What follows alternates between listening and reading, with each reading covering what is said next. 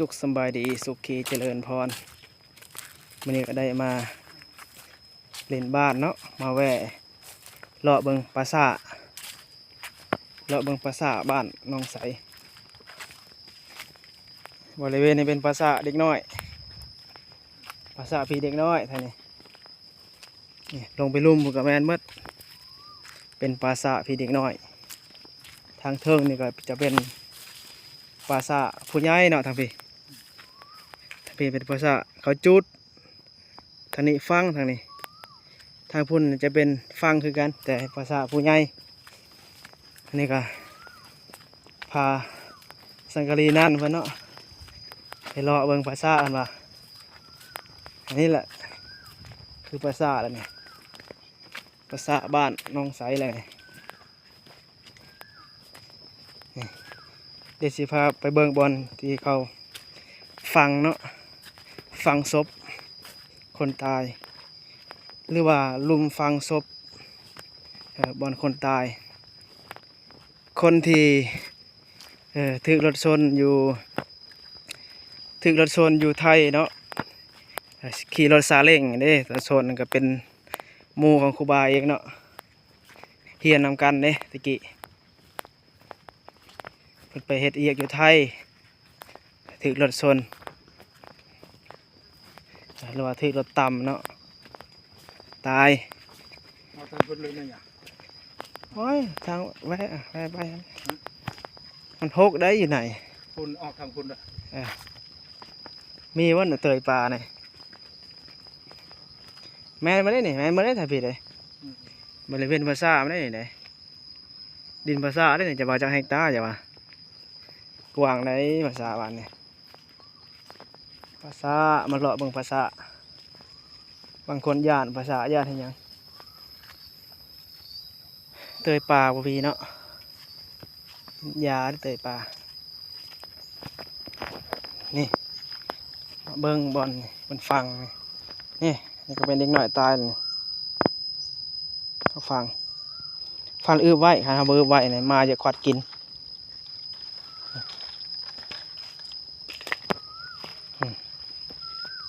เห็นบ่มันก็ฟังแล้วแต่นี่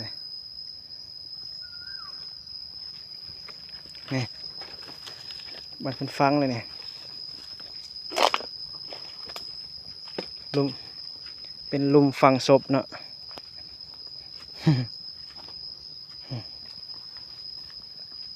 อันนี้คือชีแมนโมโคบาแต่เนี่ยซื้อพานะเขาตายอยู่ไทยเด้เขาเอามาแต่ไทยตัวนี้ยันแมนตัวนี้เนาะมีดผ่ามีหมดเนี่ยมอแหกแต่กระเป๋าลุมเป็นลุมฝังศพเนาะตัวนี้หันจักเป็นของไฟแต่นี่หรือเป็นของอันนั้นว่าพอควรว่าเนาะเป็นลุมฝังศพแมนเมื่อบริเวณแถวนี้เป็นลุมฝังศพเบิดนี่หันบักพ้าแต่นี่เนาะเป็นโมคุบายเองตัวนี้จะแมนลูกแล้วตัวนี้อยู่ใกล้กันเลยเสียชีวิตมาแต่ไทยเลยเป็นลุมฝังศพ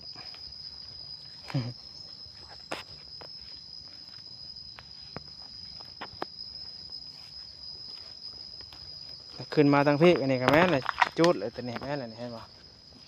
จูดเลยเนี่ยเป็นลุมฝังศพแต่จูดวะนี่เป็นไปจูดเอานี่ก็แม่นเนี่ยมันจูดเลยนี่พูดแม่ครูบาอย่าพูด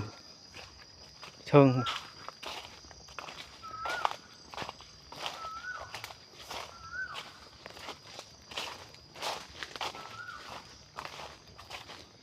ลุมฝังศพเป็นลุมฝังศพแล้วเนี่ยนั่นเมื่อบริเวณเนี่ยคนตายมาหน่อยๆท่านี้แม่เมื่อนะท่านี้เนี่ยจะมีวันว่างเลยบ้างหรือคุณนี่ก็ซื้อมายังเนี่ยเท้าสมบูรณ์นี่ก็เป็นลุมฝังศพเนาะแม่เมื่อบริเวณเนี่ยจนบ่ว่างนะแบบเขาบ่อยากบ่ทางนะมันได้แปลอะไรใส่เลยได้ ทางบ้านเฮาทางมันบ่อันนี้ซับจังเลยมันเถื่อนเลยนี่ก็แม่นได้นี่เก่าแล้วเด้นี่ต้นนี้เป็นยาดีกระเพาะเลยต้นนี้นี่ต้นมังหลอดนี่เป็นต้นยาดีกระเพาะตัดไปฟานตากแห้งมัน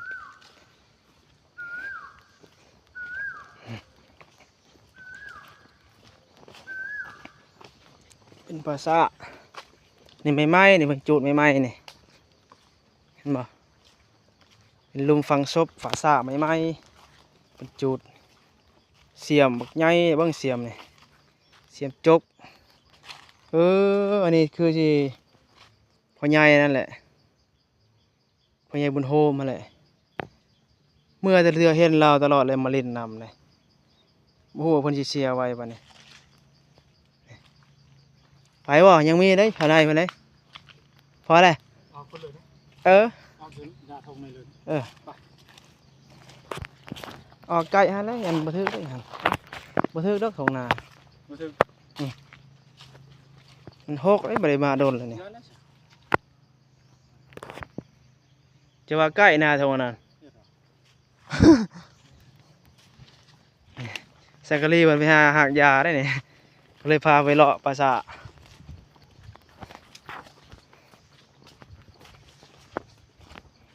ตอนแรกพออันนั้นนอนหลับอยู่บ่ตอนแรกจะว่าจัง เลาะปราสาท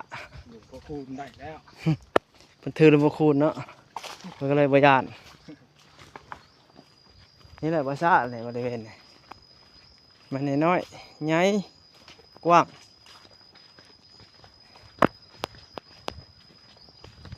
ประมาณ7 เฮกตาร์เอาแหละมาได้กันวานหันนี่ได้แต่ขแมงใหญ่เห็นปะ โอ้นั่นนะผมได้ใหญ่วันไหน ก็บ่ได้ใหญ่บันไดก็ซ้ำนี้เด้อจะหาใช่ใหญ่ยามนี่ขแมงพุ่นตัวใหญ่พุ่นเห็นบ่ โอ้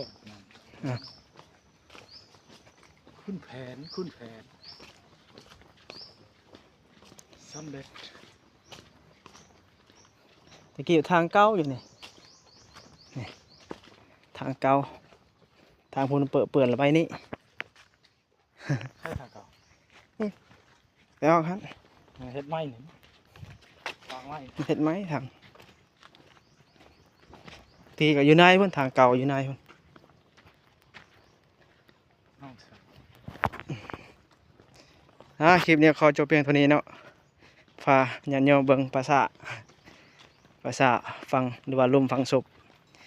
วิธีแบบชนบทสปปลาวเนาะ